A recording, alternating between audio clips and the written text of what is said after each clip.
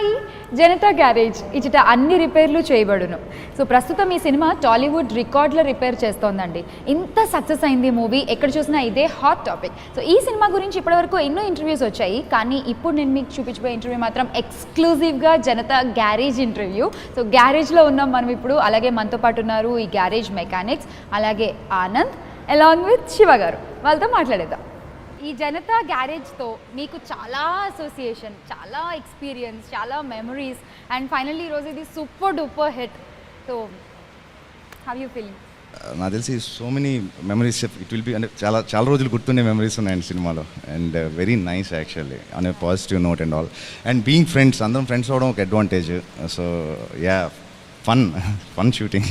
జనతా గ్యారేజ్లో ఉన్న మెకానిక్స్లో ఒకళ్ళు సిక్ ఉన్నారు, ఒకళ్ళు ముస్లిం ఉన్నారు, అండ్ ఒకళ్ళు హిందూ ఉన్నారు. లైక్ ఇట్లా అందరూ కలిసి మెలిసి ఉండాలి అనే కాన్సెప్ట్తోనా అలా పెట్టింది, లేకపోతే అంటే ఎగ్జాక్ట్ అట్లా అంటే ఆ క్యాల్కులేషన్ ఏం లేదు, కానీ అంటే ఒక గ్యారేజ్ అంటే అలా ఉంటుందేమో అని ఫీలింగ్ నాకు ఇప్పుడు నా విజయవాడ గుంటూరులో నేను చిన్న మెకానిక్స్ గ్యారేజ్కి వెళ్ళినప్పుడు సర్దార్జీ ఉంటాడు, బలమైన మెకానిక్ ఉంటారు, ముస్లిం ఉంటారు, ఒక బోస్ లాంటి పేరు ఉంటుంది. అంటే అప్పుడే ఆ గ్యారేజ్ కంప్లీట్గా ఉంటుందని అనుకున్నాం.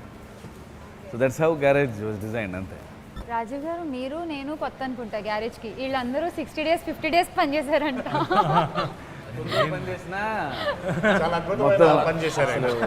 గ్యారేజ్ మామూలుగా మ్యాచ్ ఆడితే T20 ఆడేసి వెళ్ళిపోయాడండి.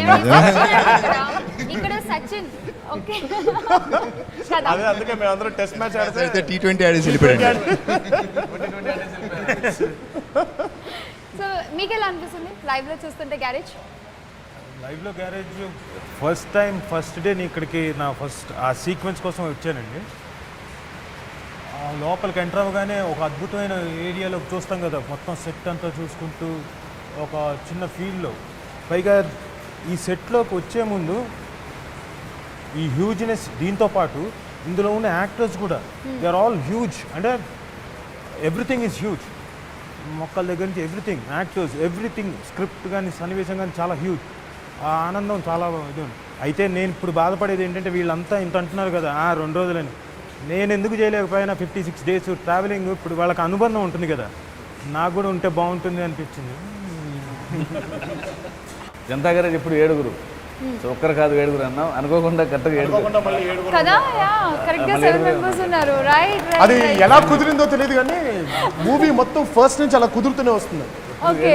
అంటే నేను లేనప్పుడు 7 ఎలా అంటే రెహమాన్ గారు ఉన్నారు. ఓకే. అంటే సినిమాలో నా ఫాదర్ ఆయన. రైట్. సో ఆయన 7 అక్కడ 7 అయిపోయింది. తర్వాత ఇప్పుడు రెహమాన్ గారు చనిపోయిన తర్వాత 7 ఎలా అవుతుందంటే అరవింద్ వచ్చాడు. అంటే ప్రత్యేకంగా తను జాయిన్ అయిన సీన్ ఉండకపోవచ్చు, కానీ బట్ ఇంకో రిక్రూట్మెంట్ అనమాట. సో 7 అయ్యారు.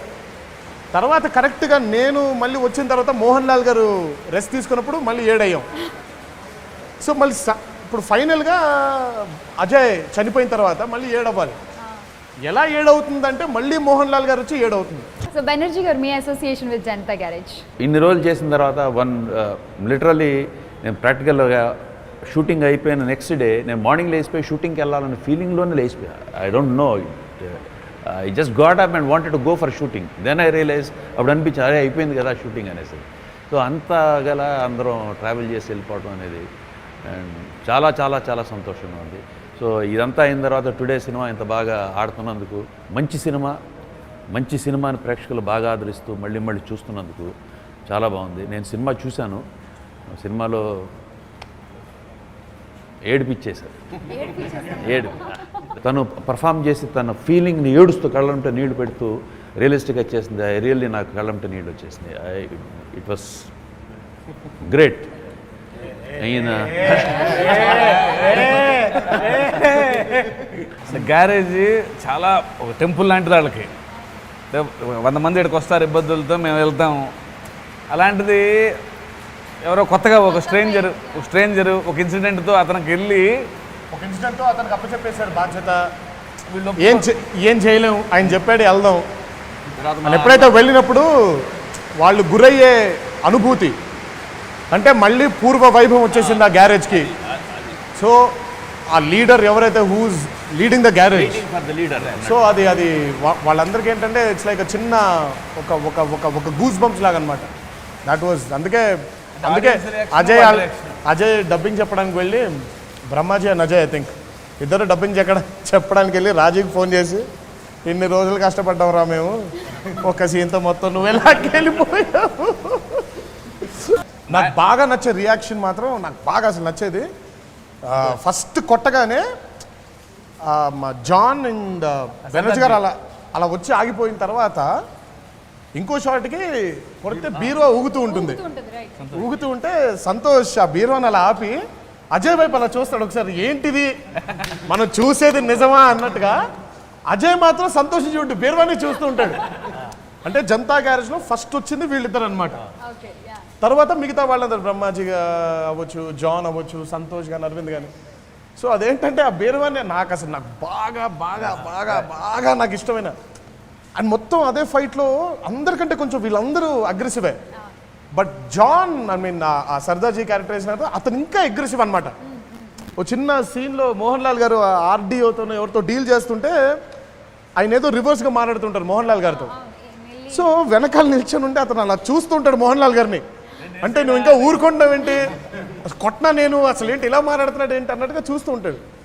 సో అతని షాట్ లాస్ట్కి మన శ్రవణ్ అనే క్యారెక్టర్ అలా కొట్టిన తర్వాత షాట్ అసలు అతను ఫస్ట్ అందరికంటే ముందు అతను వచ్చేస్తుంటాడు. అంటే అతను బిర్యానీ పెట్టినట్టు అలా ఉంటాడు అసలు. So each and every character has got an emphasis. So అందుకే నేను జనతా గ్యారేజ్లో ఎవరి క్యారెక్టర్ కూడా నేను లాస్ట్ టైం ఇంటర్వ్యూ ఇచ్చినప్పుడు ఏ క్యారెక్టర్ కూడా మర్చిపోకుండా వెళ్ళిపోమను, అన్నీ గుర్తుపెట్టుకుంటాం. ఒక నార్మల్ మెకానిక్ ముఖ్యమంత్రి పక్కన కూర్చొని మాట్లాడడం అనేది అసలు మనం ఇమాజిన్ కూడా చేసుకోలేము అసలు మామూలుగా అయితే. సో అంటే మీకు ఎలా వచ్చింది ఐడియా, ఎక్కడైనా చూసారా ఎవరినన్నా అలా, ఏంటి ఇన్స్పిరేషన్? సినిమాలో డైలాగ్ వచ్చిన కట్ అయిపోయింది అక్కడ. ఆయన మెకానిక్, జనతా గ్యారేజ్లో మెకానిక్ ఆయన. ఓకే. మామూలుగా జనతా గ్యారేజ్లో మెకానిక్ సీఎంతో ఎక్కడైనా కూర్చుంటాడు సార్, ఎక్కడైనా కూర్చోగలడు ఆయన. అంటే సొసైటీ పట్ల అంత బాధ్యత ఉన్న జనతా గ్యారేజ్ కాబట్టి జనం కోసం నిలబడే మనుషులు, జనం కోసం నిలబడే గ్యారేజ్. సో దాన్ని నడిపించే మనిషి ఎక్కడైనా కూర్చోగలడు, ఎక్కడైనా కూర్చోవాలి. సాంగ్లో కూడా ఉంటుంది, వెనకడుగు అయిపోరు మనకెందుకు అనుకోరు, జగమంతా మనదే పరివారం అంటారు. సో వాళ్ళు వృత్తిరీత్యాగా వాళ్ళకి బ్రతుకు తెరువు మెకానిక్లా పనిచేయడం. బట్ వాళ్ళ బాధ్యత సమాజం పట్ల వెళ్ళి సమాజాన్ని రిపేర్ చేయడం. సో అంత డెప్త్ ఉన్న ఇదన్నమాట జనతా గ్యారేజ్. ఈ టైటిల్ ఎప్పుడు అనుకున్నారు అసలు? అంటే దీనికి టైటిల్ గురించి ఆలోచించలేదు. అంటే ఎంతసేపటికి జనతా గ్యారేజ్లో ఆయన జనతా గ్యారేజ్ పెట్టుకున్నారు, జనతా గ్యారేజ్ మూతపడింది, జనతా గ్యారేజ్కి మళ్ళీ ఈయన వచ్చారు, ఈయన తీసుకున్నారు. అంటే ప్రతి పదంలో జనతా గ్యారేజే ఉంది. సో ఈ సినిమాకి ఇంకేం పేరు పెడతాం, మీరు రైటర్ అయినా జనతా గ్యారేజే పెడతారు. చాలా సింపుల్ అయితే నిజం. కరెక్ట్. అంటే క్యారెక్టర్ పేరే పెట్టాలి. ఇప్పుడు మామూలుగా మనం చాలా సినిమాల్లో హీరో పేర్లు టైటిల్గా పెడతాం. సో మా సినిమాలో జనతా గ్యారేజ్ హీరో కాబట్టి సో జనతా గ్యారేజ్ పేరే పెట్టుకున్నాం. ఇది హీరో అండి. సో అంటే మీకంటే కూడా ఇదే ఎక్కువ పెద్ద క్యారెక్టర్ ఉంది సినిమాలో. ఆనంద్ కంటే కూడా Janata garage is having a long character. నేను టెంపుల్ లాగా నమ్మేమండి. లేదు సార్, మూవీ షూట్ ఉన్నప్పటి నుంచి కూడా గ్యారేజ్ చాలా హాట్ టాపిక్గా ఉంది. అండ్ ఎందుకు నేను ఇటు పక్క నుంచి వెళ్తా కూడా, ఓ ఇదే నా జనతా గ్యారేజ్ సెట్ మొత్తం ఇక్కడే లోపల షూటింగ్ జరుగుతూ ఉంది, పీపుల్ మాట్లాడుకుంటా ఉంది, రైట్? సో అరవింద్ ఏంటి అవుట్ ఆఫ్ ఎక్కడికి వెళ్ళిపోయారు అసలు? షూటింగ్ లొకేషన్ సినిమా సక్సెస్ దగ్గర సెట్లో ఉన్నాం కదా, ఏది రిపేర్ చేయాలని ఆలోచిస్తున్నాను. ఇంకా నాకంటే సినిమాలో యంగెస్ట్ మెకానిక్ ఆయన ఎలా అయ్యారండి? మేము ఉన్నామండి. అయిన తర్వాత యంగెస్ట్ మెకానిక్ మేమండి. మీరు ఆయన యంగ్ చేశారేంటండి? అంటే మీరు నాకు కథలో చెప్పని ఎలిమెంట్స్ ఇదా? కథలో చెప్పని ఎలిమెంట్ అంటే అతన్ని ఆయన యంగా మెకానిక్ కాదు కదా అని అప్పుడు అంటే వచ్చి నేర్చుకున్నారు. తర్వాత నేర్పారు కదా. అరవింద్ చెప్పండి. అరవింద్, సో ఇంత పెద్ద ఓషన్లో యూర్ ఆల్సో డ్రాప్, ఎలా అనిపిస్తుంది? First of all thank you అండి మీకు. లాస్ట్ వీక్ షూటింగ్ అయ్యి ఇక్కడి నుంచి ప్యాకప్ అయ్యి లాస్ట్ డే వెళ్ళబుద్ధి కాలే ఇక్కడి నుంచి మాకు. మళ్ళీ మీ వాళ్ళు అందరం కలిసాం. అలా చాలా అంటే చాలా ఎమోషన్ అనిపిస్తుంది వెళ్ళిపోవడానికి. ఇక్కడ లాస్ట్ డే వెళ్ళిపోతున్నాం, మిస్ అయిపోతున్నాం అని. Thank you very much. Thank you sir నాకు ఇందులో వచ్చిన. అలాగే తారక్ గారికి నా కెరీర్ స్టార్ట్ అయింది ఆషుక్ మూవీ నుంచి. ఆ మూవీ తర్వాత మళ్ళీ ఆయనతో టెంపర్ చేశాను, ఈ మూవీ ఇన్ని డేస్ వర్క్ చేశాం. Thank you. సో జనతా గ్యారేజ్లో ఇప్పుడు ప్రస్తుతం ఏం రిపేర్లు జరుగుతున్నాయి? మీరు బయలుదేరితే ఏదో మీరు ఉన్నారు కదా అని కాసేపు గ్యాప్ తీసుకోవడమే తప్ప మళ్ళీ మీరు వెళ్ళిపోగానే మా బట్టల మీద వేసుకొని బళ్ళు రిపేర్ చేసుకోవడం. కాసేపు రాజీవ్ ఉన్నాడు కాబట్టి ఫస్ట్ తను రిపేర్ చేసి ఆ తర్వాత బళ్ళని రిపేర్ చేస్తాం. థియేటర్ కలెక్షన్స్ రిపేర్ జరుగుతున్నాయి కదా. రైట్ ఆన్సర్ నా క్వశ్చన్కి.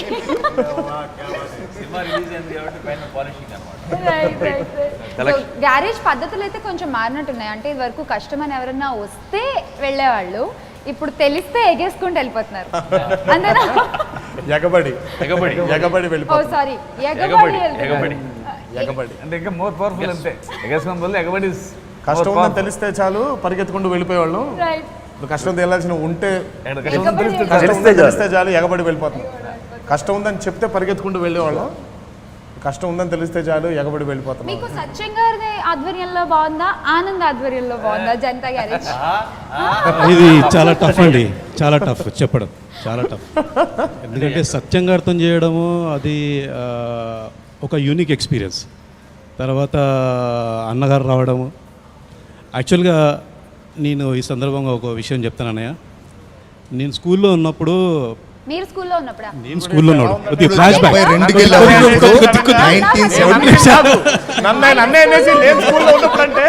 అంటే ఒక విషయం చెప్తాను, నేను ఒక విషయం చెప్తాను. అంటే మహానాడు అప్పుడు అన్నగారు పెద్ద అన్నగారు సీఎం ఉన్నప్పుడు మహానాడు జరిగింది నిజాం కాలేజ్లో. అప్పుడు నేను స్కూల్లో ఉండే. ఒక స్పోర్ట్స్ కాంపిటీషన్లో ఆయన దగ్గర ఒక మొమెంటో ప్రైజ్ తీసుకున్నాను నేను. ఆయన్ని పెద్ద ఫ్యాన్ నేను.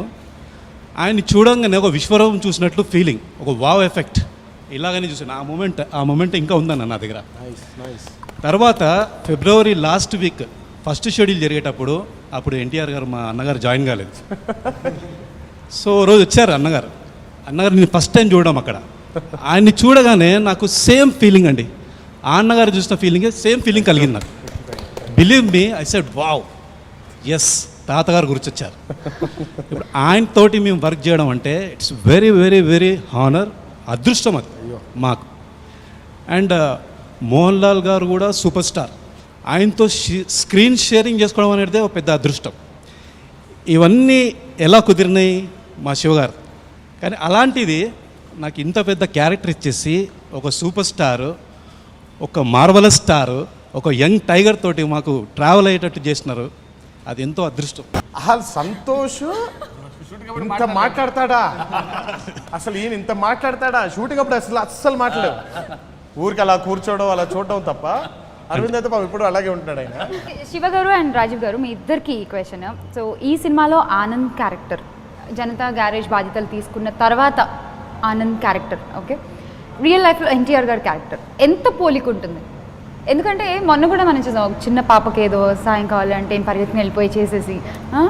నేను దీనికి ఎగ్జాంపుల్ చెప్పగలుగుతాను. నేను లాంగ్ వే బ్యాక్, అంటే దాదాపుగా 7-8 ఏళ్ళు 10 ఏళ్ళు దాటి ఉంటుంది. పేర్లు చెప్పను, మెన్షన్ చేయను. నేను మా అసోసియేషన్ మెట్లెక్కుతూ ఒకళ్ళు ఎవరో ఉన్నారు, అది భావ్యం కాదు కాబట్టి చెప్పు. కింద ఒక ఆయన మెట్ల మీద కూర్చోన్నాడు. నాకు అటెండర్ వచ్చి భయ్యా ఇలా ఉన్నారు ఇదంటే,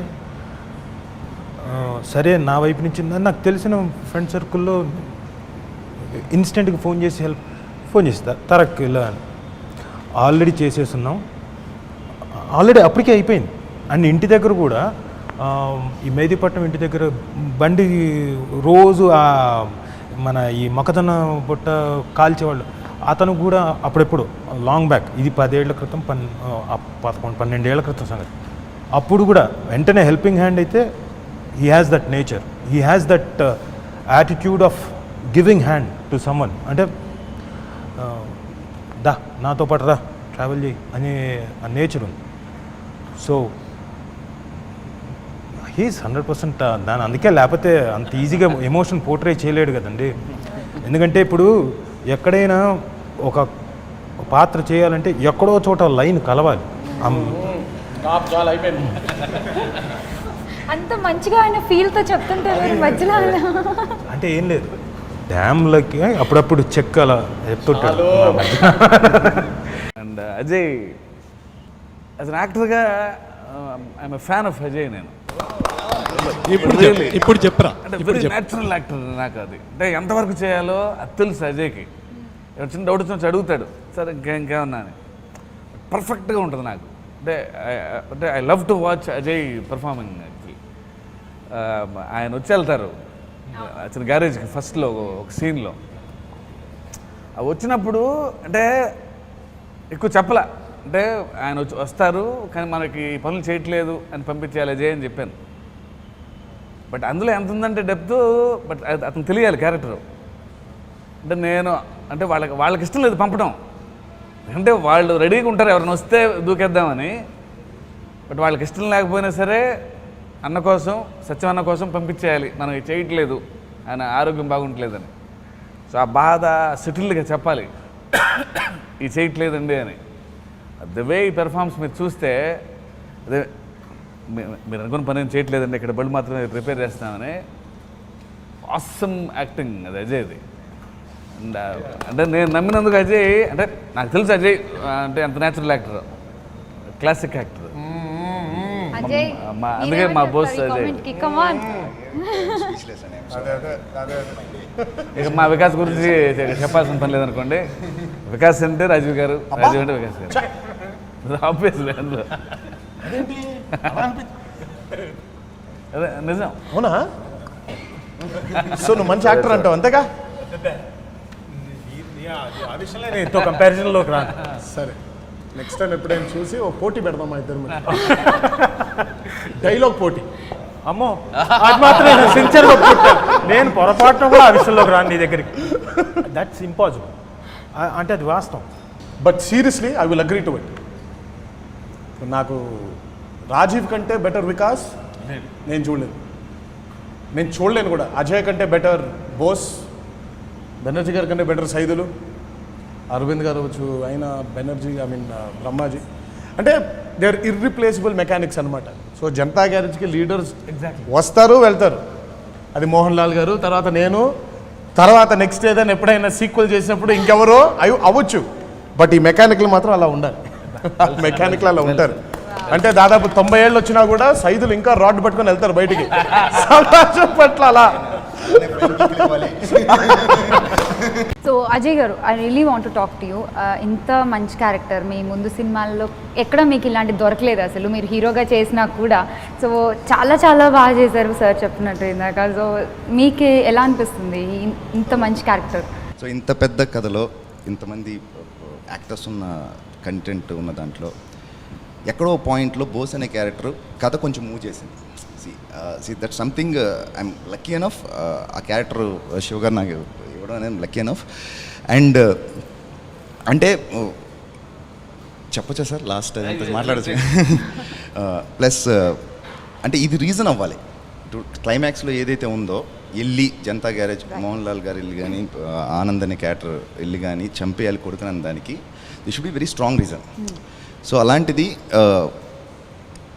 ఈ క్యారెక్టర్ అంత ట్రావెల్ అయ్యి అంత శివగారు అంత గట్టిగా రిజిస్టర్ చేశారు కాబట్టే సో ఆ మూడు వచ్చింది క్లైమాక్స్లో. ఎస్, కొడుకును కూడా చంపేయచ్చు అనేది.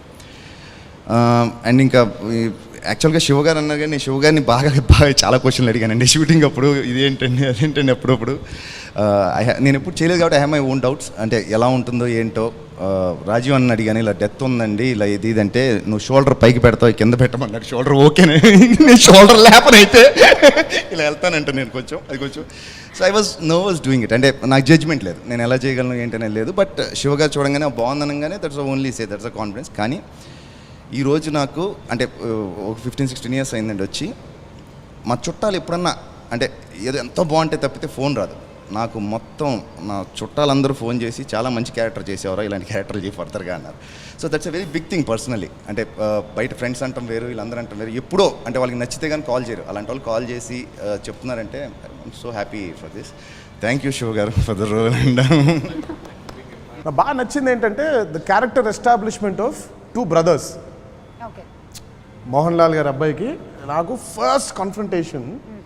నేను ఫస్ట్ టైం సినిమా చూస్తున్నప్పుడు దిస్ వాజ్ మై ఎక్స్ప్రెషన్. అంటే సినిమా అన్ని రోజులు చేశాను నేను, ఆ సీన్ ఎలా ఉంటుందో తెలుసు, ఆయన ఎలా డైరెక్ట్ చేస్తారో తెలుసు, దేవి గారు ఎలా బ్యాక్గ్రౌండ్ మ్యూజిక్ ఇస్తారో తెలుసు. కానీ బట్ ఆ ఫిల్మ్లో ఎంత ఎంగేజ్ అయిపోయానంటే నాకు వాళ్ళిద్దరు అసలు కలుస్తుంటే అబ్బా అన్నాను. ఒకసారి శివ పక్కన ఉంటే అలా అన్నాను.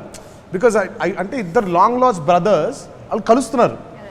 కలిసినప్పుడు ఇదంతా చెయ్యొద్దు అని అన్నప్పుడు ఉన్ని ముకుందన్ గారు చిన్నప్పటి నుంచి చెయ్యొద్దు ఇది చేయొద్దు అది చేయొద్దు అనేది బాగా విని బాగా అలసిపోయాను, ఇంకా నేను విన్నదలుచుకోవట్లేదు అని.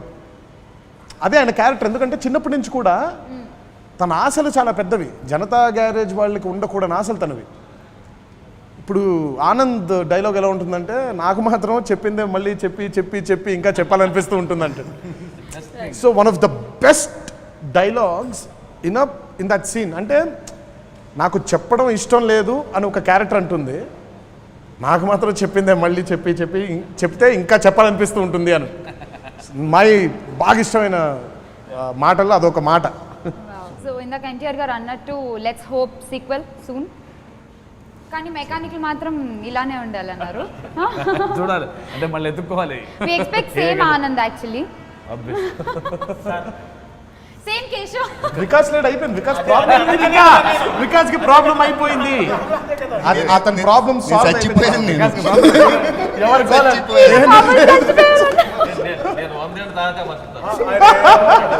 మనం మాట్లాడచ్చు. ఎలా నువ్వు అన్ని పనులు వదిలేసి ఇతని బదులు వచ్చేస్తావా? ప్రాబ్లం వస్తుంది. ఆయన అప్పటికే చెప్పేస్తున్నారు నేను చచ్చిపోయాను. సార్ నేను మళ్ళీ గుండు చేసుకోవాల్సి వస్తుంది sir. So once again, congratulations to the whole team of Janata Garage.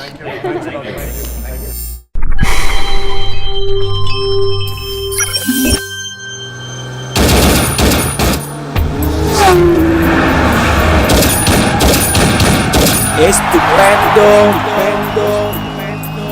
guerrero, emperrado.